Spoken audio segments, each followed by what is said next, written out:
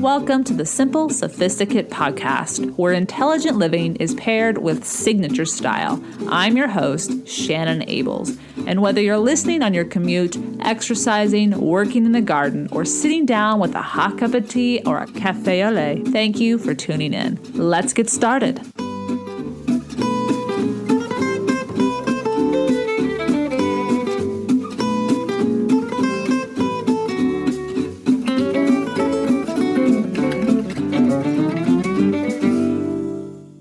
Welcome to the 226th episode of the Simple Sophisticate. I hope your week has just started off very well.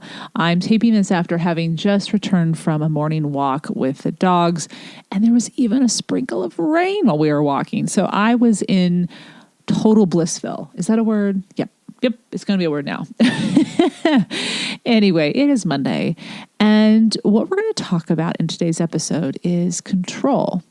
And this fantastic paradox of control that actually, once we understand, can improve our life dramatically. But before we get to that, today's petit plaisir is a book that I just finished, checked out from the library, devoured it in 1 week, and I got a lot of different ideas. There's Oscar.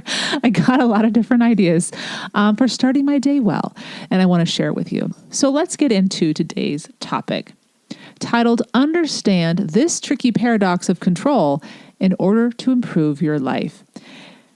Imagine you're walking upon a balance beam in a gymnastics center. Imagine your core is tight, so your abdominals are tight, your shoulders are back, your chin is parallel with the beam, and your legs are engaged.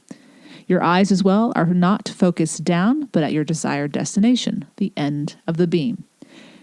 In this moment, you are engaging your full body and mind. You are breathing deeply and steadily. You are keeping your heartbeat calm and external noise and distractions at bay. They're being ignored. You're present. You're in this moment. With each step, it is thoughtful, it is with intention, and your posture reveals confidence yet ease. In good time, you reach the end of the beam without a significant wobble. I share this image with you because the key to control in our lives is to let go of trying to control it all. And by all, I mean everything in our world, beyond ourselves, everything. More precisely, the key to control is to recognize the only detail you can control is yourself, and everything outside of your being needs to be relinquished. The weather, the words, the behavior of others, the outcome of a vote, whether someone, a boss, a potential friend, a date will choose to return your call or offer you a job is beyond your control. So often we expend an enormous amount of energy and time and worry on trying to control others and outside circumstances, so much so that we don't have any more energy to tend to what would make the most significant difference. Our emotional being, our mental muscles, they need to be tended to so that no matter what the world presents to us, we can manage it, we can navigate it, we can respond to it in a way that we can sleep well with at night. One of the few sports that is purely within the hands of the athlete, as even the weather is not a factor in gymnastics as it's indoors. There are others such as swimming and figure skating, but today I'd like to use gymnastics because we're talking about balance without any other accoutrements, just the body. It is purely us up there, stripped of any apparatus, stripped of anything that could help us or hurt us, no ice skates that the blades aren't sharp enough or we're not comfortable with, just our body. And it requires our body and our mind to work together. Knowing what is in our control is important to navigating daily events that we cannot predict. So what I'd like to do here in a moment is share a long list of different things we can indeed control in every single day. And this will put the odds in our favor and ultimately improve the quality of our lives. But before I get to that list, I want to introduce you to today's sponsor. I'll be right back. RX Bar wants to build things the right way. RX Bar believes in the power of transparency and lets the core ingredients do all the talking, with all of them listed on the front of the packaging. You'd likely recognize RX Bar on the shelf. They're the ones who have egg whites for protein, dates to bind, nuts for texture, and other delicious ingredients like unsweetened chocolate, real fruit, and spices like sea salts or cinnamon. Now, RX Bar demonstrates that real food actually can taste very good. RX Bars are gluten-free, soy-free, and dairy-free. And whether you like sweet or savory, chocolate or fruit flavors, there's definitely an RX Bar for you. RX Bars are great for a number of reasons. Breakfast on the go, snack at the office to push you through that 3 p.m. slump, throw it in your bag for the plane, or toss it in your backpack or your pocket for a bike ride or a hike. After having had the opportunity to try a variety of the 14 flavors, the peanut butter was my favorite. Surprise, surprise, as I love my peanut butter truffles. As a listener of the Simple Sophisticate podcast, I have the opportunity to extend to you an exclusive discount. For 25% off your first order, visit rxbar.com/sophisticate and enter promo code sophisticate at the checkout. Again, that's $25 off your first order at rxbar.com/sophisticate and enter promo code sophisticate at the checkout. Today, I'd like to introduce you to EveryPlate, which is now a part of the HelloFresh family, a company now offering a wide array of offerings for their meal kits at all price points for you to tailor to your preferences and budget. EveryPlate offers customers the ability to experience full plates and fuller wallets with America's best value meal kit. Get meals you'll enjoy and your bank account will love, delivered right to your door. And enjoy amazing chef-designed meals for just $4.99 per serving. One of the best parts is EveryPlate accompanies every meal with easy-to-follow recipes. Consider this. One meal at $4.99 is the same price as, say, that croissant and tea that you buy every day.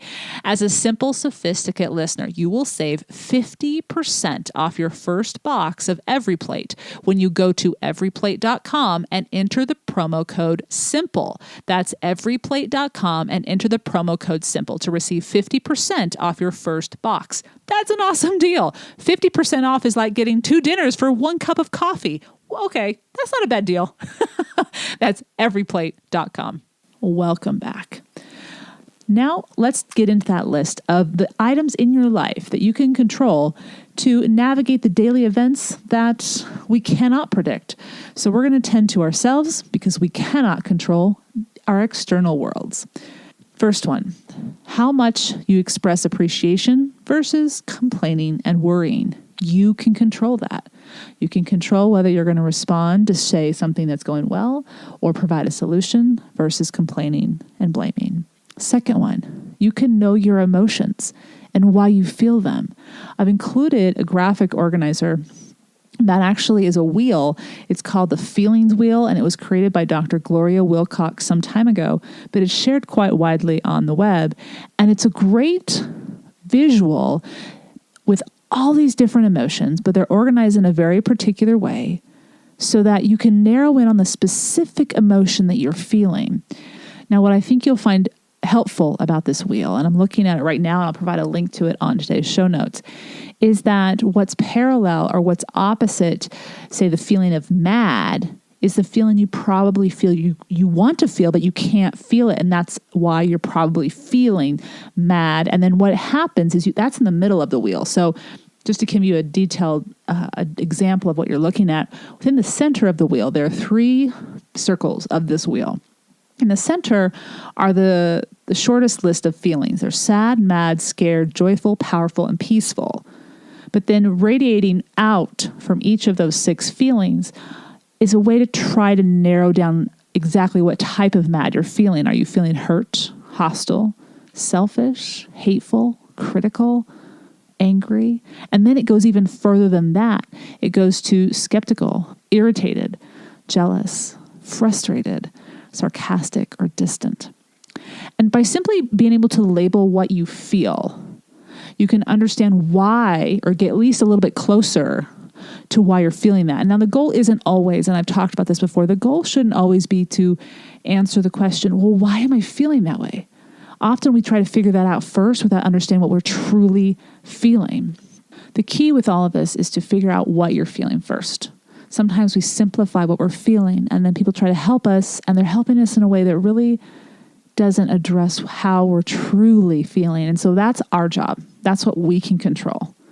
Being very particularly clear with ourselves about what we're feeling. And then if you want to try to figure out, okay, well, what is it that I want to feel? Then you look at this wheel, and on the flip side of mad is powerful. Mad, perhaps, is something you feel like you've lost control over. Speaking of our topic today, right? Why do you feel hurt? What is it that someone did to cause you pain? And why was it so painful to you? But if you flip it on the other side, you say powerful. Okay, so I'm not feeling respected. I'm not feeling worthwhile, or I'm not feeling successful. So it's a way to kind of navigate your emotional being. And the more you have awareness of yourself and your emotional IQ, as they say, and we've talked about here on the podcast before in one of our episodes, the more you can be in control of those emotions and not do or put yourself in a situation where you're not ready to be your best or to be what you need to be in that situation.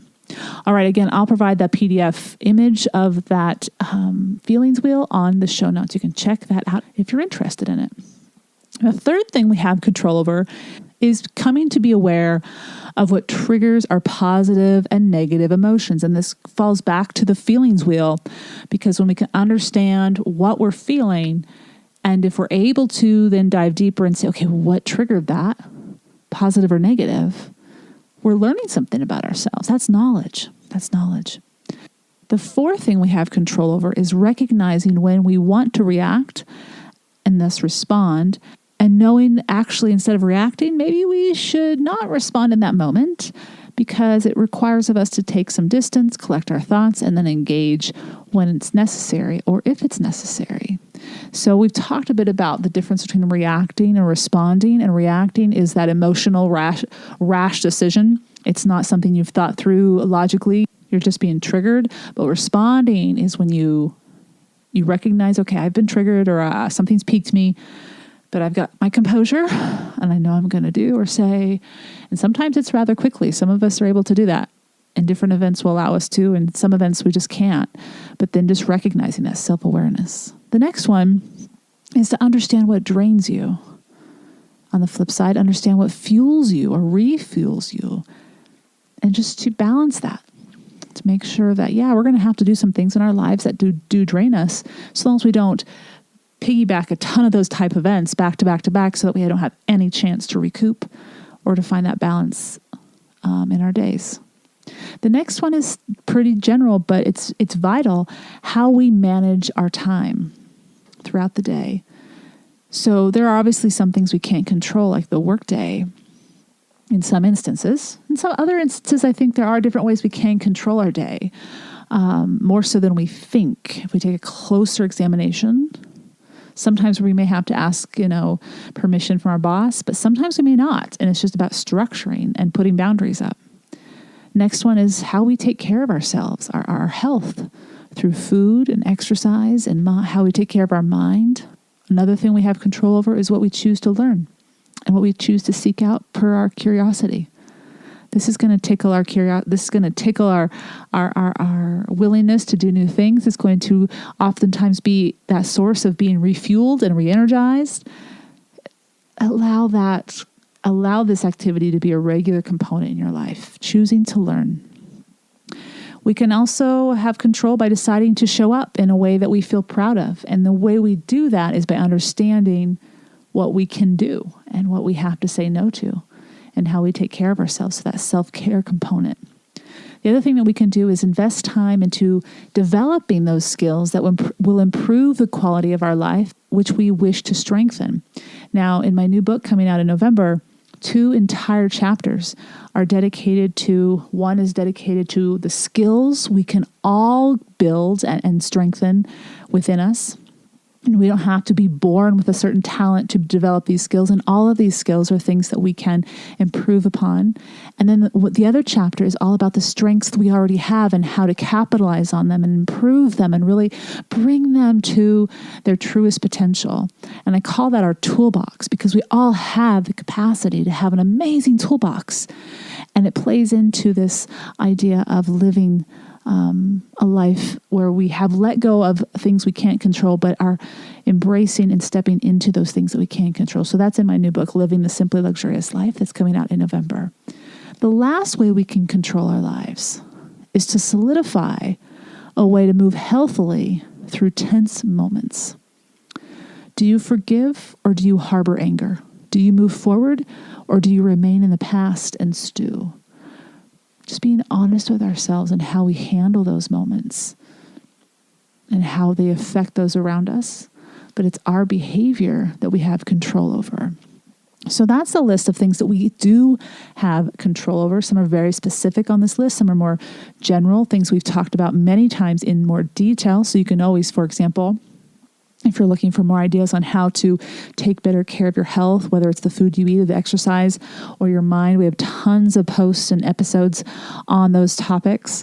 Just simply go into the archives and to those categories. I have one on health for the food and exercise. So they're all both in there, as well as you can just click on that as well, health in the archives. But you can also just search in my search box, mind, mental, whatever it is you want to focus on. I'll provide a few of them in the show notes for you if you're interested. When we understand that we cannot hold on tightly, but instead need to exude clearly our boundaries, but also have the peace within ourselves so that we can free ourselves from worrying about being hurt by a partner, mistreated by a boss, or ignored by a child, we release a lot of stress and unnecessary burdens that we've been putting on our shoulders. It's not easy to do this. We want to know how are they going to treat us? Should I take this risk? We can't know those things often. We can do our homework. We can go steadily and slowly to get to know people or whatever the situation may be. But our job, set clear boundaries, communicate as clearly as possible, and control ourselves. There is no guarantee that we won't be hurt, that people won't disappoint us. But what it does do is put the onus on each of us to front load. And what I mean by front loading is that we need to step into any relationship, situation, community event, etc., without assumption of how others will behave.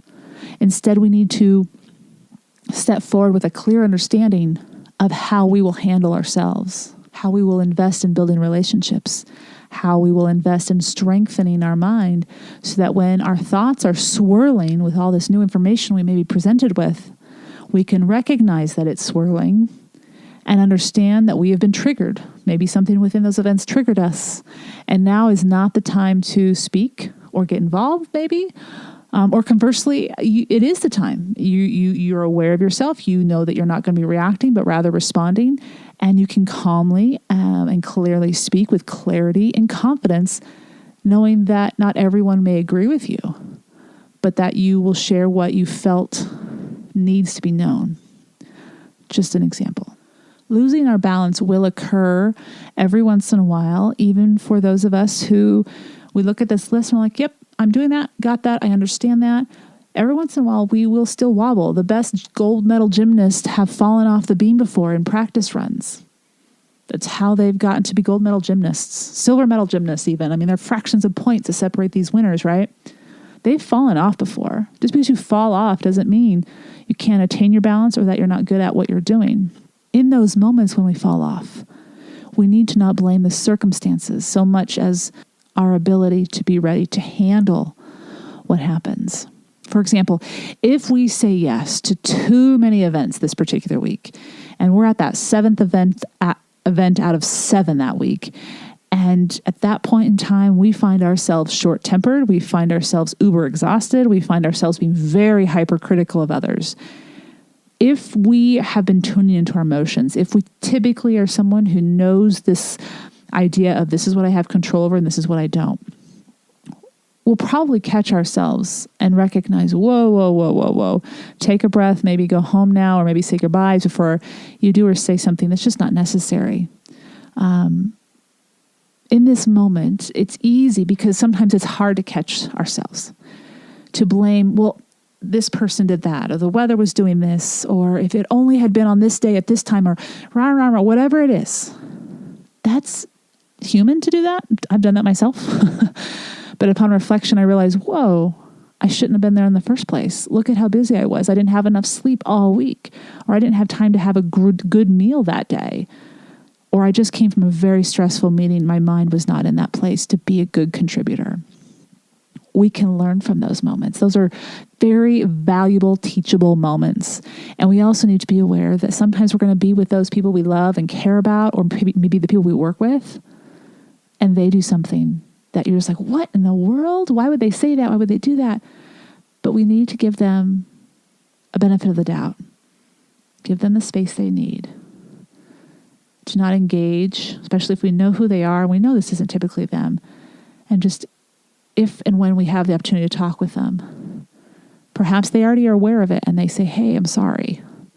This wasn't me, or this is what provoked it. And we need to recognize, hey, they're human too, just like me. And then you move on, but you learn from that. And anyway, I think just to be forgiving of ourselves when we go through those moments and forgiving of others. And then when we do that, when we model, I think about this often, when we model that this is how we can live well in life, by controlling what we can control and letting go of those things we can't, we show others how to do that as well. Those people that look up to us. Maybe it's our children. Maybe it's our friends. Maybe it's our family members. Maybe it's our students, whomever it may be. We demonstrate that there is a healthy way to move through this unknown that this world presents to us every single day, but that we have more control than we realize. And we're not just a leaf in the wind blowing wherever the wind blows. We're not. But we do need to be aware that we don't control the wind. We don't control the wind. All right. I want to talk briefly about this importance of saying no out of not only self-preservation, but self-care. Because when we say no, it is a practice of self-care, so that when we are involved, when we do say yes, we can do it well and add a positive contribution. And again, this is that part of modeling to those around us, being discretionary in what we say yes and no to, because we know ourselves, so that we can be our best selves when we're present. When we burden others with the responsibility of making us happy, they need to do this so that I can feel this, so-and-so. This needs to happen so I can feel this.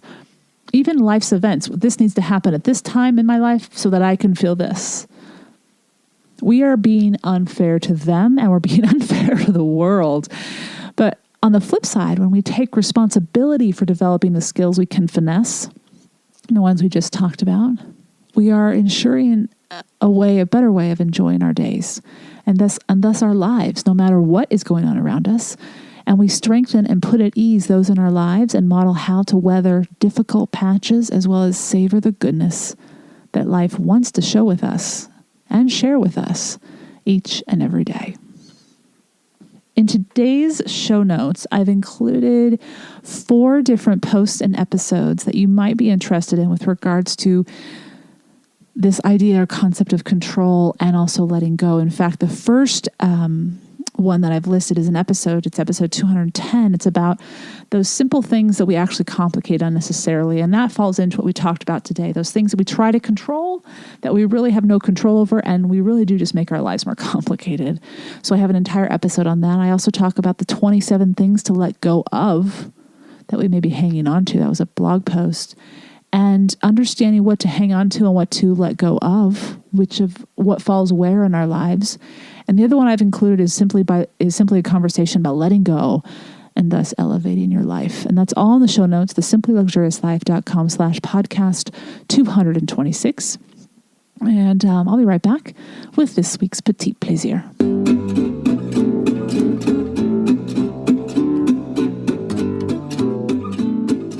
This week's Petit Plaisir is a book that came out in March of this year, And it has been acclaimed by many, many critics to be the best business book of the year. And you may be wondering, well, that doesn't sound like a fun read. Shannon, what are you doing? But the title is My Morning Routine, How Successful People Start Every Day Inspired. And it's by two men, Benjamin Spall and Michael Zander. And they have a website as well that's associated with this, where this kind of all began. A bunch of people just gradually started to share their morning routines with these two authors, and they put them into a book. But I recently went through it. It's a small book in height, but it's fairly thick. There are about, I'd say, almost 250 pages in it. And it's organized by types of consistent things that people do. So they've organized it in one part to be about the people that have a very regular exercise routine. So like Jillian Michaels is one of the people that they interview or that offers her information. But then another part of the book is organized by people that wake up very early, and you kind of get to see their routine and how they do it. They all are asked the exact same questions. So you're going to have the same questions for every single person. But there's another section of people that are focusing very specifically on the self-care that they ascribe to every single day, so that you can see there's a lot of different things that these people are doing that may be helpful to you. What was interesting to me was that the majority of the people, I would say over 75% of the people were pretty early risers, between 5 and 6. And they do ask the question, do you follow your morning routine even on weekends? And so that's always interesting too, to see which ones did follow that and which ones did. And that wasn't consistent one way or the other. And the other thing that was very consistent was the calm in the morning that they try to maintain. It's a choice. Their design is very conscious. Their morning is started not rushing out the door, as you would imagine, but of different activities they can do that are completely under their control. So I think this book ties in very well with what we're talking about today, because we have control about how our day starts, whether we start it early or late, whether our job is a regular 9 to 5 or an evening job. We have control over those kind of routines, and in this case, the morning routine. They also ask the question, what do you do the night before to ensure success the next day? And that's an interesting question to see how different people respond. So, like I said at the beginning of the episode, I checked this out from the library, took a few notes, and then I'm taking it back tomorrow. But it is worth checking out. I want to share 2 examples that are from the website to kind of give you an idea. This is from Whitney Johnson, and her one routine that she shares is, mornings are so precious because it's when I'm most productive. For me, 30 minutes at 5:30 a.m. is equivalent to at least an hour at 3 p.m. And then we have Matthew Weatherly White, and he shares, the most important thing I do each morning is steady myself by not allowing a sense of urgency to penetrate. Now, this is just one response to the many questions each individual answered, but you kind of get behind the scenes, so to speak, and get to understand how they function, and what they've learned is something that works best for them. All right, so you can find a link to that on the show notes, the simplyluxuriouslife.com/podcast 226. I hope you've enjoyed this week's Petit Plaisir, where each week ideas are shared to make the everyday all the more enjoyable. Tune in at the end of each Monday's podcast, where I'll recommend a book, a film, or a recipe, anything that is a simple pleasure to satiate your sophisticated taste. All right, before we wrap up today, just a few notes of business. First of all, just remember that the podcast schedule has this episode is the last episode in September, but our next episode will be in 2 weeks on October 1st. But remember that even when there's not a podcast episode, there's always a motivational post on the blog, the simplyluxuriouslife.com, every single Monday that there's not a podcast episode. So next Monday, you may not have a podcast episode, but you definitely can stop by the blog and get inspired to start your week. As well, the Simply Luxurious Kitchen has continued to roll on. We just had episode 2 go live this last Saturday, and we are going to have a wonderful one this coming Saturday that ties in well with this episode. So I wanted to share it with you guys exclusively. Only people that know about the episodes ahead of time are newsletter subscribers, the weekly newsletter subscribers.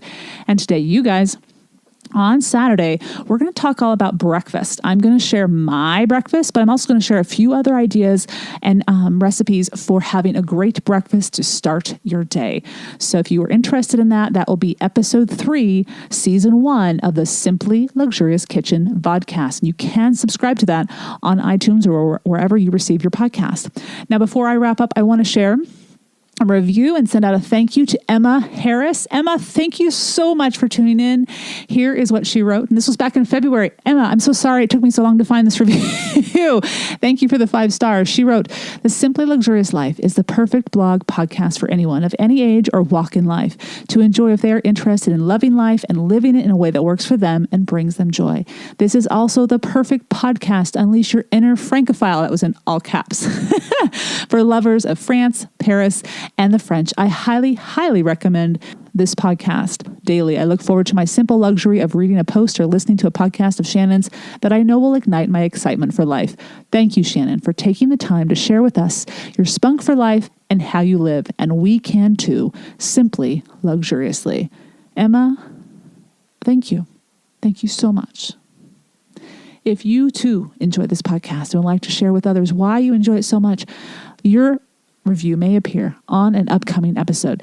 Now, many readers and listeners have been sharing the episode that they're listening to of the podcast on their Instagram account or on Twitter, but mainly on Instagram. And if I catch it, as I have a few times this past week, I will share that on Instagram, on my IG stories. And I love hearing what you guys are listening to, because some people are right here. They're at episode 226, but some people are either listening again to an older episode, or they're in last season's episode or 2 seasons ago. So it's always fun to hear where you are and what you're enjoying. So feel free to share on Instagram. My handle is The Simply Luxurious Life. All right, guys, have a beautiful week, and I'll see you, if not before, on October 1st. Otherwise, see you on the blog and the vodcast. Thank you for tuning in to the Simple Sophisticate podcast, where intelligent living is paired with signature style. For more ideas and inspiration throughout the week, stop by the blog, thesimplyluxuriouslife.com, or pre-order Living the Simply Luxurious Life, Making Your Everydays Extraordinary and Discovering Your Best Self, which will be released on November 13th, 2018. You can also pick up my first book, Choosing the Simply Luxurious Life, A Modern Woman's Guide, which is now available in paperback as well as ebook and audio versions on Audible, iTunes, and Amazon, or wherever ebook and audiobooks are sold. To stay caught up on the most recent episodes of the podcast, blog posts, and to receive exclusive news as well as an extra dose of inspiration to jumpstart your weekend, subscribe to the Simply Luxurious Life's weekly newsletter, which arrives in your inbox each Friday to enjoy with a hot cup of tea or a morning cup of coffee. Until next Monday, I'm your host, Shannon Ables. Bonne journée.